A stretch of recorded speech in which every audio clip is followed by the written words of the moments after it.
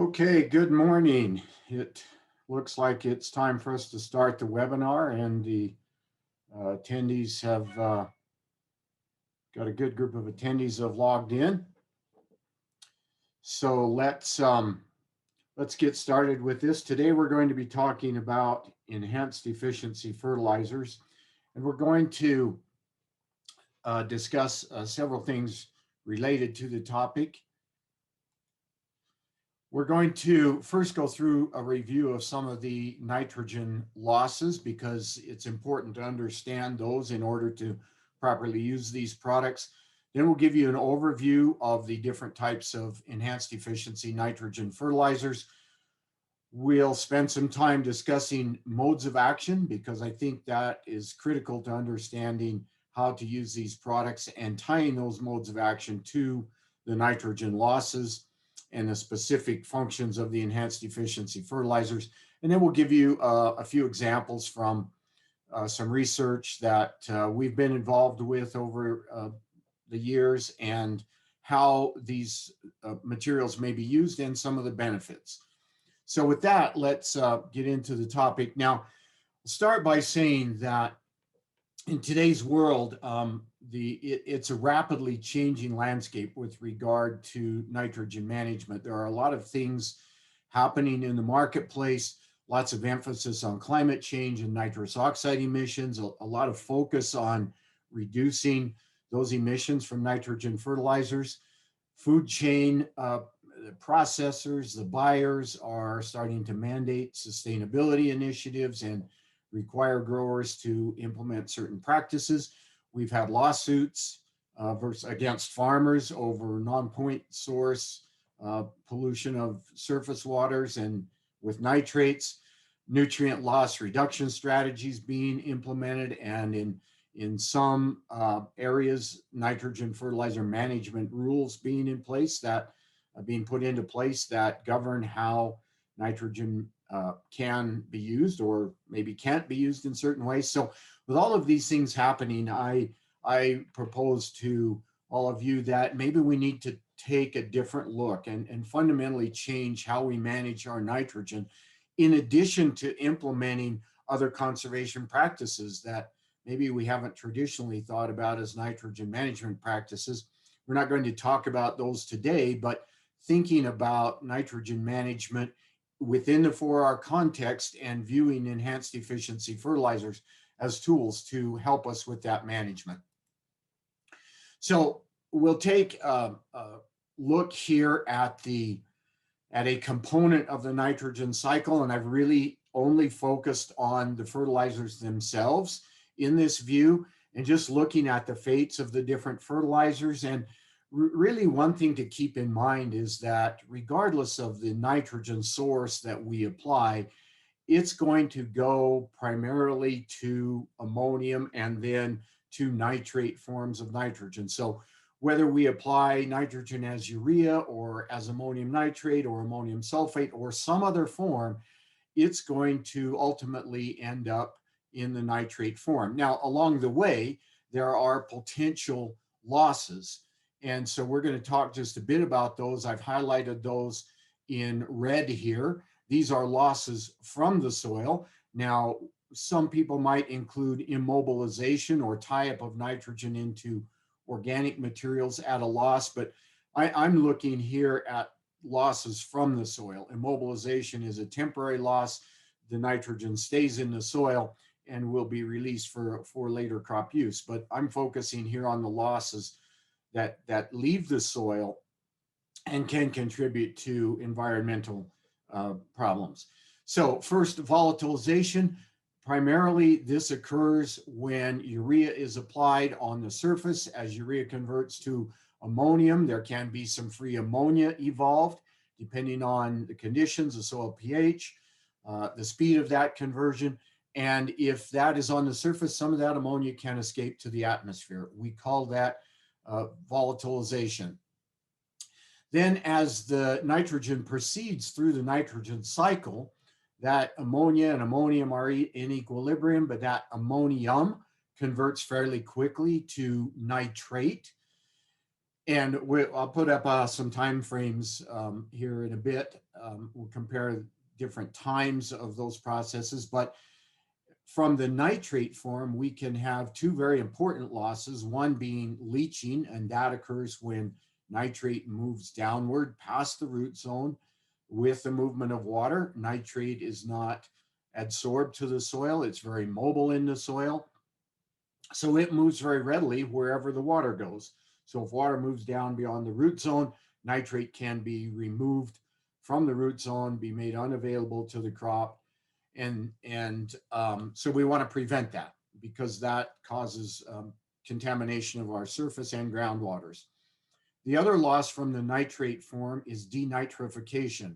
This occurs when we have water accumulating in the soil, oxygen is forced out, the soil becomes saturated or nearly saturated, oxygen becomes deficient, and various organisms, mostly bacteria in the soil, can convert that nitrate to various nitrogen gases, one of which is nitrous oxide, another being N2 gas, the gas that's in the atmosphere. So depending on the severity of that process, the degree of oxygen deficiency, we get the evolution of these different gases. They can then diffuse out of the soil into the atmosphere, and we call that denitrification. Ultimately, our goal is to get nitrogen into the plant. And the two forms that the plant takes up are ammonium and nitrate. So when we're managing our fertilizer, we're really, whether we realize it or not, we're managing those ammonium and nitrate soil pools. There's a lot of nitrogen in the soil in the organic fraction that's not plant available. It can be mineralized and convert to ammonium and nitrate forms. Keep in mind that nitrogen from those sources can also be subject to these losses. If it's in the nitrate form, if it converts to the nitrate form, then it's also susceptible to leaching and denitrification. So keep that in mind, that regardless of how the nitrogen is supplied to the soil, it goes through these same processes. So we'll follow that through the discussion here. Now, as I look at it, to kind of say this in another way, there are two basic nitrogen risks or nitrogen loss risks. One is urea on the soil surface. We talked about volatilization that can occur as it converts to ammonium. This is a short-term risk. And because that conversion of urea to ammonium occurs over a period of a few days. And so this risk of loss is for the short term while that process is occurring. Once that process is complete, the urea is converted to ammonium. Ammonium is held in the soil. And so for the most part, not to say that it couldn't occur, but for the most part, this volatilization risk is for those few days to maybe up to a week for that urea conversion to take place. And so those losses occur within a few days after that surface application. So we'll talk about managing that as one type of loss. And the other type of loss is nitrate in the soil. Now, as we mentioned, nitrate can be lost by leaching and denitrification. And this is a season-long risk. Anytime there's nitrate in the soil, which we want actually, because nitrate is the form in which plants take up most of their nitrogen. So we need nitrate there, especially during the period of rapid growth and rapid nitrogen uptake. We need that nitrate there, but that nitrate in the soil is susceptible to these losses. Anytime we have excess water to move that nitrogen out of the soil and or denitrify. So that is a season-long risk that can occur whenever that nitrate is present and we have the moisture present. So here we're thinking about rainfall or irrigation events, and we're thinking about can we manage that nitrate concentration in the soil. So if you had a question come in, and please feel free to post your questions through the Q&A tab on your webinar. So the question is, in dry upland cropping systems, do I think nitrate denitrification and leaching are a major loss?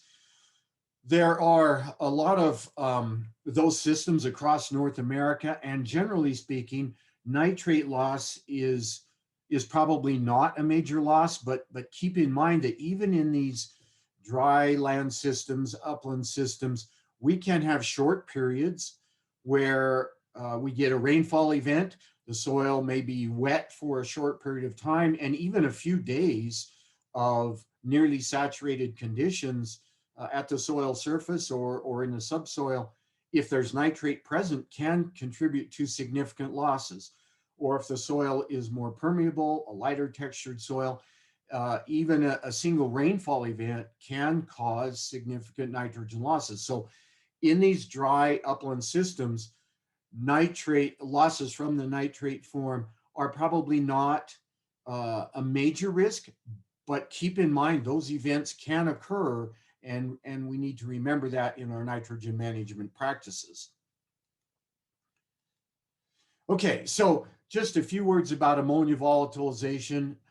We can have ammonia volatilization if we're applying anhydrous ammonia and we're not getting it deep enough, or the soil conditions are too dry or too wet. We don't get good sealing behind our application equipment. The ammonia, some of the ammonia escapes, and those of you that have applied ammonia and you see a little tuft of or puff of white gas, well, that's ammonia escaping and the water vapors condensing on that ammonia because it's very cold as it's being decompressed. So when you see those little puffs of white, you know ammonia is being lost. Or if you're running that applicator and you smell ammonia, then you know some is being lost. So if conditions are not appropriate, we can have volatilization from improper ammonia application. Mostly the concern is surface application of urea, but we shouldn't lose sight of potential from other sources. So we talked about that surface application, urea conversion to ammonia. So these are kind of the two major things. Now, one of the keys in terms of volatilization is getting the urea into the soil. I'm showing you here a study from Oregon State University. The late Dr. Hornick did quite a bit of work with surface applications under irrigated conditions and looking at how much water needed to be applied to move that urea into the soil to the point where volatilization would be minimized. And so if we look at this chart, you can see that line flattens out somewhere around 1/2 inch of moisture. So thinking about irrigation or rainfall events, and if you're surface applying urea, this is a good number to keep in mind. Yeah, you need a minimum of 1/2 inch typically to get that into the ground. More residue cover, you're going to probably need more moisture to move it beyond, because that residue will absorb some moisture. Bare soil, maybe a little bit less, but typically we want to move the urea into the soil to at least a couple inches. We can do that by tillage, we can do that by injecting the urea, and if we get it into the soil to a couple inch depth or more, then volatilization will be negligible. So just as a general statement. So that's a few words about volatilization. So if we talk about leaching and denitrification, again, it's a nitrate equation. As we see here, ammonium is converted to nitrate, and it's this nitrate presence in the soil, and those denitrifying organisms can strip that oxygen off, can convert it back to other gases. Most of the ammonium is nitrified within a few weeks. I'll show you a temperature relationship. This is a microbial process. It's bacteria largely, it is bacteria converting ammonium to nitrate. There's a couple of steps in the process, but these bacteria are subject to temperature and moisture conditions in the soil. So there is some variability according to soil and weather conditions. If, for example, we're putting an ammonium nitrogen source on late in the fall when the soil is cold, and it's going to stay cold through the winter, then that conversion is very, very slow. And so we can retain most of that nitrogen in the ammonium form over winter, but keeping in mind that's going to start converting to nitrate in the spring. So here's kind of a classic graph that I've seen in many different textbooks, and often used to show that temperature relationship. And as I was saying, if we apply, as you see here in this bottom curve at 35 degrees Fahrenheit, um, if we're applying an ammonium form late in the season, we can see that late in the fall, that we can see that will stay in the ammonium form for many weeks. If, however, we're applying that ammonium form in the spring or early summer, we can see that at 75 degrees, that's essentially completely converted to nitrate within about a week. So that conversion in warm, moist soils can be very rapid. And that nitrate then becomes plant available. It can be taken up very rapidly, which is a good thing. But that also means we have a rapidly developing pool of soil nitrate that can be lost by those mechanisms. So in managing the loss, we can think about different management practices, and we could spend hours talking about all the different things we could do to manage nitrogen. But leading into our discussion today, we want to talk about these enhanced efficiency fertilizers. So the reason we want to manage that loss, I think, should be obvious. We want to maximize the benefits of the fertilizer we apply, and we want to minimize the environmental impact. So every pound of nitrogen that leaves the soil system and goes into the air or the water is a pound of nitrogen that can have an environmental impact, but also it's a pound of nitrogen that the grower paid for that doesn't provide a benefit to his crop. So whether we're managing for a specific environmental impact or we're managing for a specific crop response, still every pound of nitrogen that's lost reduces our efficiency, reduces the profitability of the farmer. So there are many good reasons to manage that nitrogen as well as we can. So one way to do that is, as I mentioned, manage the 4 R's: manage source, timing, rate, and placement to reduce that risk. And I've listed just a couple examples here. For example, split application to apply nitrogen closer to the time of crop uptake. So whenever nitrogen's sitting in the soil, it's at risk of bad things happening, right? I mean, that's the reality. We're dealing with unpredictable systems. We can't predict the weather events. A lot of the loss is driven by weather events. And so applying nitrogen closer to time of crop uptake or crop need reduces the time that nitrogen's just sitting in the soil and waiting for those weather events to affect it. So this is a common best management practice in environments where nitrogen loss is a concern. Another example, if we're concerned about volatilization, we can incorporate the urea or UAN immediately or within a day or two. Typically, it's recommended if we or recommended to get the urea or UAN incorporated within 24 to 48 hours. And typically, if we can do that, we can minimize those losses. All right, so we've got another question here that I'll take. If you apply ammonium nitrate as the temperature drops, is the nitrate fraction liable to leaching? So yes, the nitrate fraction is going to stay as nitrate in the soil. So if we apply ammonium nitrate, for example, that part of that, half of that nitrogen is already in the nitrate, or a quarter of that nitrogen is already in the nitrate form. Sorry, I was correct first time. Half of that nitrogen's in the nitrate form, and that's going to be subject to leaching regardless of temperature until the soil freezes. So as long as the soil's not frozen and water can pass through the soil, nitrate can move with the water. Now, it's going to be less subject to denitrification because denitrification is a bacterial process where leaching is a physical process. So denitrification will be very, very slow in cold temperatures where leaching is not temperature dependent. So as long as it's there in the nitrate form, yes, it can be moved. So there are all of these different practices we can use: timing, placement, source, to manage nitrogen. An alternative is to alter the fertilizer. So we're trying to manage form, particularly with nitrate, where we're trying to manage that nitrate concentration in the soil. So if we can alter the fertilizer in some way to manage the form of nitrogen in the soil and the timing that that becomes available or converts to that form, then that can help us manage those losses. Now, obviously, it's best if we can use these fertilizer materials in conjunction with our 4R practices, because as we change the source or treat the fertilizer in a different way, it may allow us to use a different timing or a different placement, or it may necessitate a different timing or placement. But so a couple examples of how those materials might be used to manage soil nitrogen form or timing.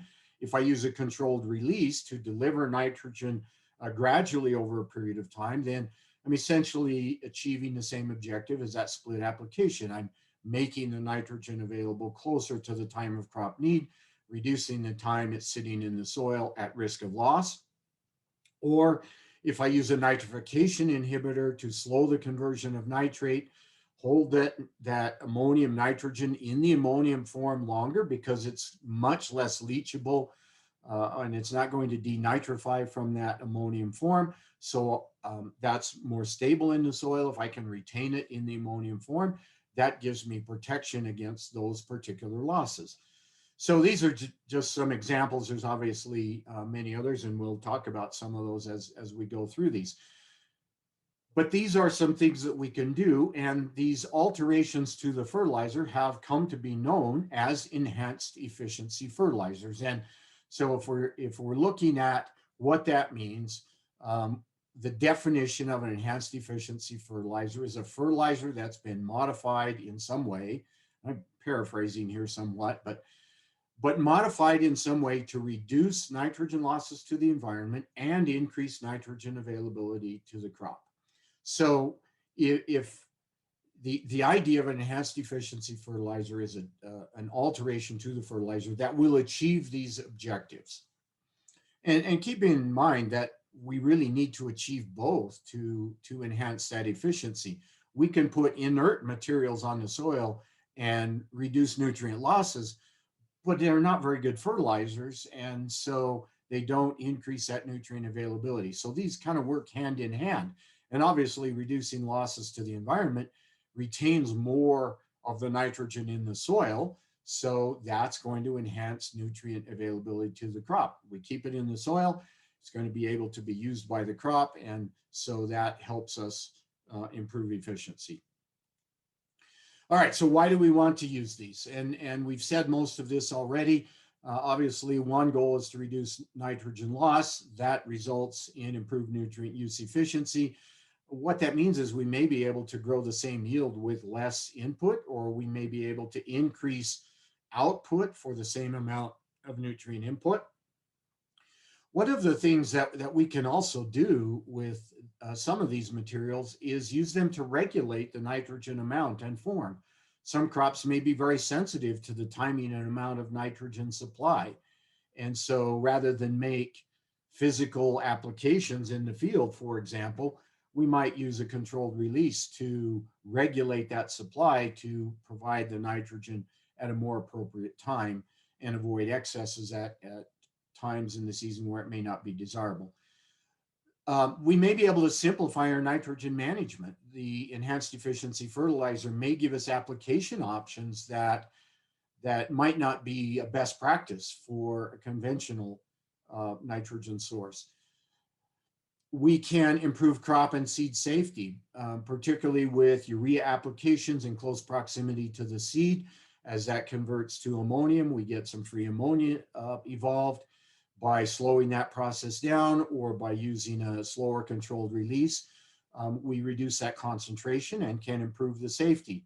We can improve safety of surface applications. Even if ammonia is volatilizing and you see that leaf burn from a urea top dress on the crop leaves, you know that ammonia is being lost. And so by retaining that ammonia, we improve the safety. So ultimately, what that all adds up to is increased productivity, profitability. There may be conveniences that result from using these different materials. So there are a variety of things, benefits that these materials can provide in addition to reducing nitrogen loss. But I think all of us in the industry are seeing that enhanced efficiency fertilizers can be and are being used as significant components of profitable and environmentally sound nitrogen management. We're seeing increase in use of these products all across North America, and lots of attention on them. So that's really the point of our discussion today, is to better understand them. So let's talk about the specific products. There are specifically defined categories of fertilizers or fertilizer treatments, and we need to make a distinction between all these different products. There are specified and defined modes of action. So one of the key take-home message to me that I think everyone needs to understand is we have to know the mode of action and match that mode of action to the objective that we're trying to achieve. If we're trying to stop volatilization, we want to make sure we're using the right product with the right mode of action. And think of it as we think about herbicides. I don't use a broadleaf herbicide to control grasses. So we want to think about it in that way. And there are lots of different products in several broad categories. So we're going to make those distinctions. There are lots of proven products and technologies that have been around for many years, and there are a constant stream of new and unproven products coming on the market. I say unproven, that doesn't mean they don't work. It simply means that they're new, and the data may not be available to evaluate how they perform and where they perform the best. So keep that in mind, and a farmer or a dealer can do a lot with a new product in doing their own on-farm testing and looking at that, and in consultation with their agronomist or crop advisor, and find things that work for their farm, their management system. All right, so some common misrepresentations that I hear a lot, and unfortunately I hear some of these from some people who probably should know better, but one I hear a lot, they're all the same, they all do the same thing, I'll just use the cheapest. Well, I've said that there are different modes of action, and so this is really an incorrect statement. It's a misrepresentation. They're not all the same. And yes, there's a wide range of price, but we need to understand what you're getting when you buy that product, and how best to use it. I tried that and it didn't work. Well, I hear that a lot too. And the question I always have to ask, well, describe to me the conditions in which you used it. And did it not work, or did you not have the conditions for which that product was designed?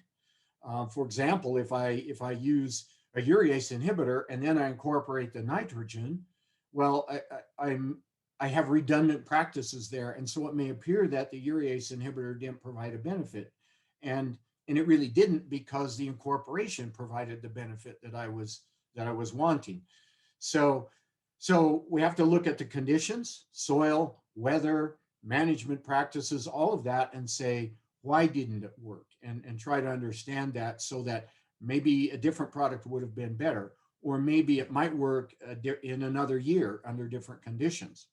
So that's an important part to understand.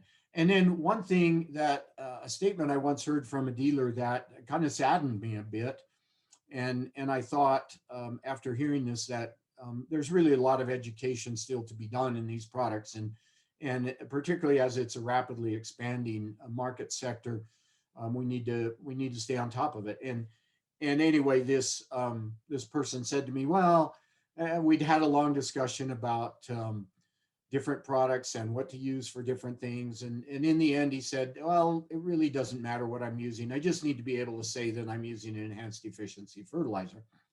And saddened me because I think he was missing the objective of trying to achieve the best result for the grower, and mismatching products and modes of action and conditions. All right, so another question has come in here. Good question. Why doesn't a generic Agritane product work as well as Agritane? Okay, I'm going to get into some of these different products. keep in mind when you buy these products, there are specific active ingredients that you're looking for. And there are many different brands for some of these active ingredients. And some of these active ingredients are concentration dependent. So you might get a generic material that doesn't have sufficient concentration to really do the job. And think about a herbicide. If you buy a generic glyphosate, does it have the same concentration as a brand name? Does it have enough of the active ingredient to do the job? And so I can't speak to a specific circumstance. If you've had an experience where it didn't work, then you have to think, okay, was it the product? Was it because it was generic, or was it because of conditions in the field that maybe weren't conducive to getting a benefit, as we've talked about? So, but there are issues with some generic products that maybe they don't have the proper concentration, and so you want to pay attention to that. All right, so let's look at some of the classification of these. We're going to look at the categories, where the different products fit, talk about some of the modes of action, what they do, how they work, and the products that fit there. So we have slow and control release fertilizers, and there are different types of slow and control release fertilizers that release nitrogen by different means. There are some that release by physical processes. There are some that release by biochemical processes. The ultimate objective is the same, but they're very different chemically, or the way they release nutrients is different. So it's important to understand that. Then on the other side, we have the inhibitors and stabilizers. So on the left, the slow and control release fertilizers are fertilizers with specific chemistry or structure, or maybe they're coated materials. They're fertilizers that are modified to slow the release of nitrogen into the soil. On the right, the inhibitors and stabilizers are chemical additives that we put with the fertilizer to change the way they convert. So urease inhibitors, for example, slow the conversion of urea to ammonium. Urease is the enzyme in the soil. It's abundant in nature. It's everywhere. When urea is applied to the soil, that enzyme is there. We get a little moisture, dissolves the urea, starts that conversion. That enzyme is active. We can apply a chemical that inhibits that enzyme, slows that conversion down, and thereby help reduce the volatilization. Then on the other hand, we have the nitrification inhibitors that slow the conversion from ammonium to nitrate. So the two different steps that I talked about in the conversion of fertilizers, we have first the conversion of urea to ammonium, and then the conversion of ammonium to nitrate. And we use different chemicals to inhibit those different steps, to slow those different steps. And the objective of all of those is to achieve is to address a certain loss process, or, as I mentioned, crop safety, or controlling nitrogen supply. So we have all these different mechanisms, these different modes of action that provide different benefits. All right, we've got another question here. Why did the farmer feel the need to say she was using EEF? Are agencies giving farmers credit for doing so? Shouldn't they be more specific about what they require the farmer to be using? Yeah. So there's a lot of details I didn't tell you about that particular story. The dealer was saying that my farmer just wants to feel some peace of mind that he's using an enhanced efficiency fertilizer. And yes, there are some programs under which the farmer can get incentives for using some of these enhanced efficiency products. At least in the US, the USDA has several different programs in which the farmer can qualify for some cost share payments. And yes, I agree with the person asking the question here. Yes, they should be specific about what they require the farmer to be using, although some of those rules are maybe not as specific as they should be, and not necessarily requiring the right product all the time. And just giving credit for an enhanced efficiency fertilizer, in my opinion, isn't really good enough. And I think a dealer making that statement is probably doing a disservice to his grower by not addressing whatever the specific problem might be, and really just being well, I don't want to be too critical because there's a lot more to the story, but anyway, yes, I agree with the questions being asked. Yeah. So anyway, so lots of different products, different modes of action, and different benefits. And again, I'll say the key take-home message, if you don't get anything else out of my talk today, the key take-home message is to understand the modes of action, understand the specific objectives, the nitrogen loss, or whatever the objective is you're trying to achieve, and match the mode of action, match the right product to the solution, to the objective you're trying to achieve, just like you would with any other practice. So that's the key take-home message. And if you don't get anything else, get that. And then you can go study all the different products, learn what they do. And we obviously in our time here can't give all of the details. So I'm trying to give you some structure and some overview and some basic principles to follow. All right, so let's talk about the inhibitors or stabilizers. The urease inhibitors, as I said, slow the conversion of urea to ammonium. These generally are effective for roughly 7 to 14 days, somewhat dependent on conditions, somewhat dependent on concentration, the rate added to the fertilizer. Some products claim a little bit different longevity, but it's typically kind of in this range. And some of the products and there are many products listed in this category, I've only picked out a few, so please, the listing of a specific product here is not meant to exclude others, but some of the main brands that we're familiar with that contain NBPT is one of the well-known active ingredients. Don't ask me to say the chemical name from memory. I'd probably get close, but not exact. But everybody has probably heard of Agritane. It's been around for many years. Our own retail sells a product called Nitrate, or a modified version Nitrate Express, same active ingredient.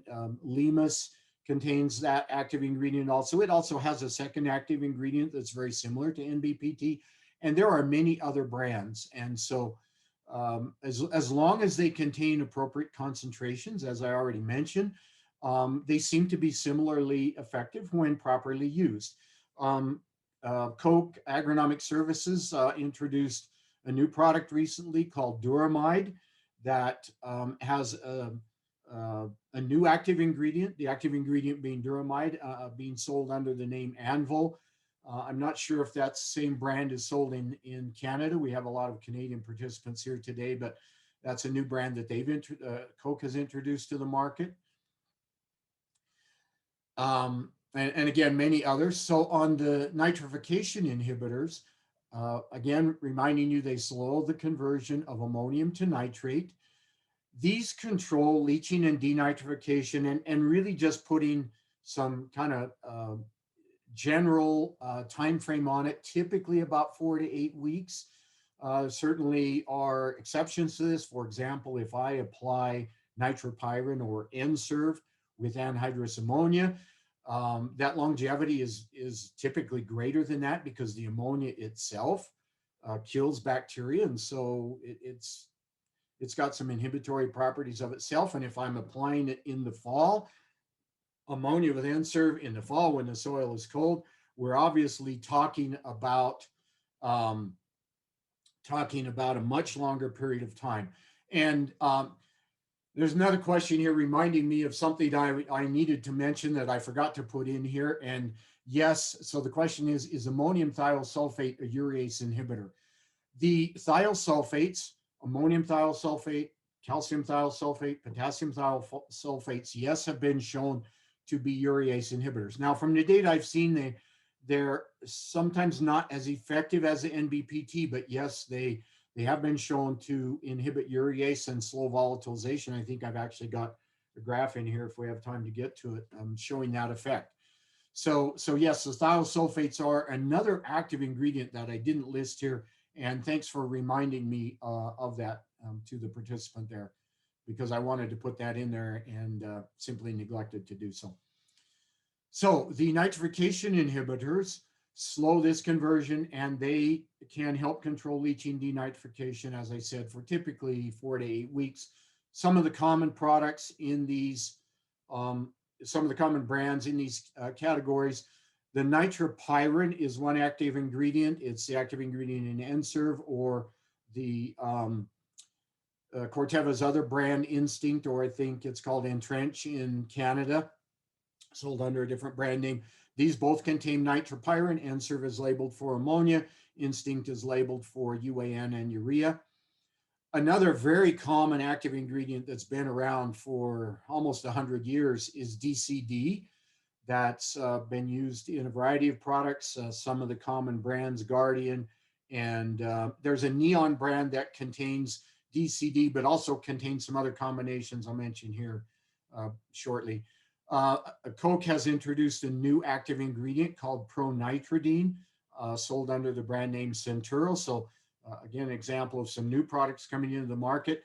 Then there are some products that include combinations of these urease inhibitors and nitrification inhibitors. So for example, the Super U or the Tribune or some of the Neon products combine NBPT and DCD, and so you get both inhibitors working together. So certainly there could be some advantages to that. I'll show you some data here shortly with some comparisons. And then there are a few products on the market that have some different active ingredients. And typically, I've got this starred simply to say that there's some uncertainties about some of the modes of action of some of these, or there's less well documented, not as much evidence. It doesn't mean that necessarily that they're not effective, but there may be less evidence behind proof behind the actual mode of action and exactly how they work, but they are on the market. So just to make you aware of those. Okay, we have another question here that relates to what we're talking about. Are any other products besides N-Serve restricted use products? So that's a really good question, and it's a good question in that we need to understand some differentiation in some of these. The nitrification inhibitors under US regulation, the US EPA considers nitrification inhibitors to be pesticides unless the manufacturer can prove that they're not directly killing bacteria. Now, the DCD, for example, while it's shown to slow the growth of the bacteria, it's not considered a pesticide because it doesn't kill the bacteria, where the nitropyrin does. There are some other products that are not yet registered in the US market that are sold in other countries. One popular product is the active ingredient DMP or DMPP that would also be considered similar to N-Serve and fall into that pesticide categorization, and they require special registration under those pesticide rules. And yes, another comment here from a participant: ATS, ammonium thiosulfate, has grandfathered as a nitrification inhibitor, and yes, it should be added to this list as well. So the thiosulfate, the ammonium thiosulfate, does have inhibitory actions on both of these processes. So again, these are not all-inclusive lists, and there are many products here that we could list, and I should have mentioned the thiosulfates in both of these. So anyway, these are some examples of products, what they do, where they fit, and some approximate longevity. All right, so let's talk about the slow and control release fertilizers. These are fertilizers that release nitrogen over a period of time. Now, I mentioned there are those that release by physical processes, those that release by chemical or biological processes. In essence, the effect is ultimately the same. Now, there are some differences in categorization and definitions between the US and Canada. We don't necessarily need to get into that. It's simply in how the products are defined and categorized, but in essence, the effect is the same, and that is to control the rate of nitrogen supply or the rate of nitrogen release into the soil and provide that release over a period of time. And this can vary, as I said, from a few weeks to many months. There are some actually some controlled release products and some urea formaldehyde products that last as long as a year, maybe even more in some cases. So we get a lot of varying longevity for these products. A few of the polymer coated brands, and I will note that there are many different brands that are used in turf and horticulture markets not listed here. There's really only a few that are used in broadacre or have been used. ESN, most of us are familiar with that. That's our product. Polyon was used in agriculture crops for a while. It's mostly limited to turf and horticulture today, but some uses in agriculture. Same with the duration. A new product that's being introduced to the market from Purcell Agritech under the brand Percoat. There are some products being introduced to the ag market. So by and large, a lot of the other products are restricted to turf and horticulture, not widely available in ag. Then we get into these products that release by chemical or biochemical processes. These are complex urea molecules, methylene urea, urea formaldehydes, urea triazones. There are a variety of brands. Most of the brands used in agriculture are low molecular weight methylene ureas or urea triazones that are water soluble under the brands Coron, Nidaman, NPAC, Tricert. Or they may be combinations of methylene urea or urea triazone. They are mostly used as foliar fertilizers, but they can be applied to soil. In soil, they're truly a slow release. When applied as foliar products, they're actually absorbed rather quickly. And some of the data I've seen in recent years, they can increase nutrient efficiency with foliar application. So better foliar treatments perhaps than urea or UAN solutions. So, but they do behave as slow release in the soil. And then we have some products that are kind of in between in terms of mode of action, like the sulfur-coated ureas. They are physical coating, but the coating actually breaks down and by biochemical activity, and then the coating ruptures and the nutrient inside is released. Where the polymer coated materials, the coating stays intact and the nutrients move out through the coating. So a different mechanism, same a physical barrier in both cases, but the mechanism of release is quite different between the polymer coated and the sulfur coated material. So that's a category that's kind of in between in terms of mode of action, or maybe better to say has both modes of action. All right, so just to give you just some generalizations in terms of timeframes to think about.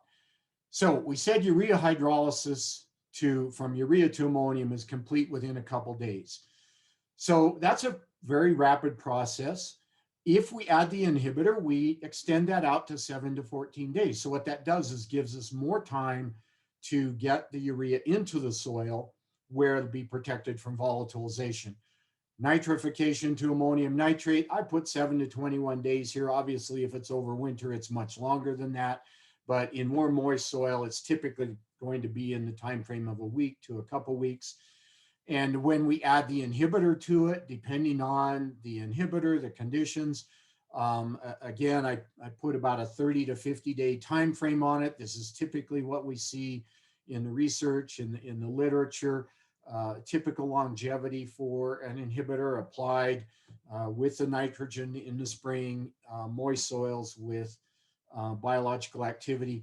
When we use the two together, we don't necessarily get greater longevity. One might think, well, wait a minute, if we're going to slow urea hydrolysis for a week or two, isn't that going to add to it? But remember that these are kind of overlapping transformations, that as the urea is converting to ammonium, the ammonium is also starting to convert to nitrate. And so don't necessarily get added longevity, but you get protection from both types of loss mechanisms.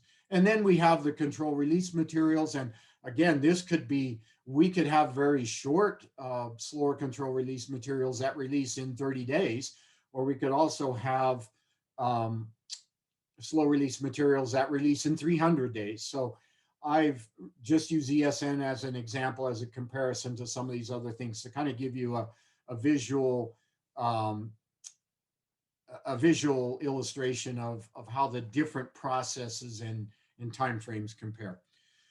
So they vary in their function, in their protection time, and again, the message is understand the product, the mode of action, and how this all fits together.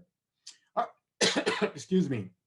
All right, so I just wanted to show a few performance examples, and I've got one here that I received a few years back from a colleague at Koch Agronomic Services. I think illustrates some important points to understand, and so I like this slide. And what I want to do is look at the 3 years independently. So year one, we have UAN. So all 3 years we have UAN. We have UAN with the urease inhibitor, and we have UAN with Agritane Plus, a urease inhibitor and the nitrification inhibitor. And in the first year, we have similar response to both products. So we apparently have some volatilization occurring in this year, but we also have some either leaching or denitrification based on where the study was done. I'm guessing it's probably leaching, but might be either one. So there's a benefit to both. Then we look at the second year, and we have a nice benefit from the urease inhibitor, so indicating there was probably some volatilization loss, but not much benefit from the nitrification inhibitor in that year. A little bit, but probably not statistically significant. And then we look at the third year, and really no benefit from the urease inhibitor, but we have a benefit from the nitrification inhibitor.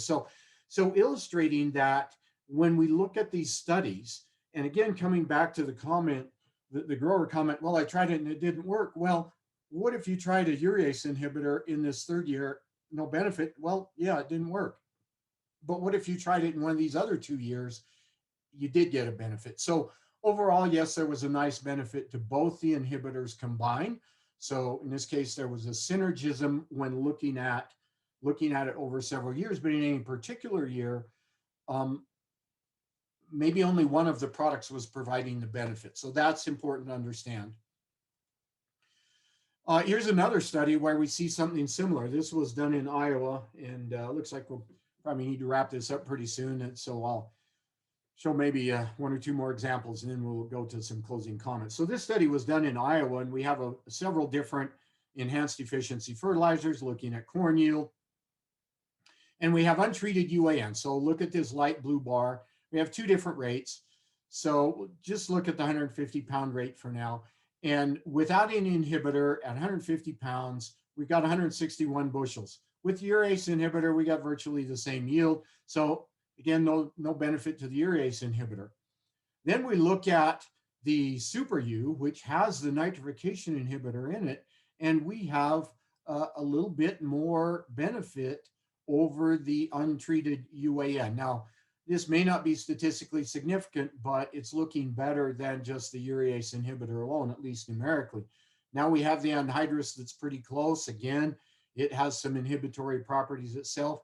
And then we look at ESN being the control release. So when I look at these numbers, I think to myself, well, it looks to me like in this study, volatilization was not the issue, but there may have been some denitrification or leaching going on. So again, conditions being specific to a particular type of product, but not all the products. Okay, I'm going to jump ahead because I want to leave time in case there's a couple additional comments. I said I had a graph showing the benefit of calcium thiosulfate. Here's a study. This was a laboratory volatilization study where the products are applied under conditions designed to maximize volatilization loss. And you can see untreated urea and UAN that after a couple of weeks, they're up here at about 50% loss. And then we have a variety of other treatments, combinations of inhibitors. And here's the thiosulfate here looking similar to the NBPT. So in this case, certainly a nice benefit. All right, so I need to jump to the end so that we can finish up. I want to make a few comments about biostimulants and biologicals and microbials as they're getting a lot of attention in this arena. There are many claims being made. It's a frontier that's rapidly developing, lots of investment, and there are many scientific claims being made, but there are lots of questions still, lots of research yet to be done. And currently, under the current definitions, these are not yet defined as enhanced efficiency fertilizers according to the official definitions. They may indeed enhance nutrient uptake or availability depending on the product and how they're used, but keep in mind they're not yet meeting those definitions, and I think it's a dearth of the scientific validation of those specific criteria, and do they actually reduce losses to the environment? Do they actually improve nutrient efficiency? Do they actually meet the claims that are being made? And so I think those are some of the answers that we need to yet attain before they meet that criteria. So tie this up. The results require matching the mode of action to the end loss mechanisms. I really can't say that enough. What we're really trying to do is reduce exposure of nitrogen forms that are susceptible to loss. So we're trying to reduce that exposure, maybe hold them in a form that's less susceptible to loss, whether it's nitrate leaching, whether it's N2O and other gases, whether it's ammonia volatilization. Think about what we're trying to achieve, which exposure we're trying to reduce, and pick a product that matches that. When we do that, the data are clear. There's lots of data that shows that when we can match those up, we can increase end-use efficiency. We can improve yields, improve profits, and reduce the environmental impact. And this is why this market is growing rapidly, because people want those benefits. So, okay, so with that, I want to take a couple last questions before we have to sign off. First question, on average, how many days of release could I expect if I fall apply ESN in a northern geography such as Minnesota or Wisconsin? I can, if you'll email me, and I'll put my email up in a minute, I can provide you with some typical release that have been measured in the field and estimates thereof. But on average for, say, Minnesota, Wisconsin, if you fall apply, we're seeing, if you fall apply when the soil temperatures are cold, say below 50 degrees, we're seeing ESN last through the winter and really not starting to release significantly. At least a small amount will release in the fall, but most of that will not release until the following spring. And then you're looking at probably about 50 to 80 days once that soil thaws and starts to warm up again. But I can send you some examples if you drop me an email. I'll post my email here in the next slide. Second question, is a PowerPoint presentation available for sharing? Contact me, send me an email. Yes, I can provide this to you. So we appreciate you all attending. And as I mentioned, the PowerPoint has been recorded. You can go back and review it again. We thank you all for attending. We really appreciate your attendance. And let me put up some contacts. Our smartnitrogen.com website has lots of information about ESN and lots of research data on that. And we also want to call your attention to the nutrieneconomics.com website. That's our Nutrien agronomy website. Lots of agronomic content, articles, a lot of other tools, calculators, and things like that that some of you may find useful. And with that, if there are no further questions, then I will again say thank you and sign off until our next Nutrien Economics webinar.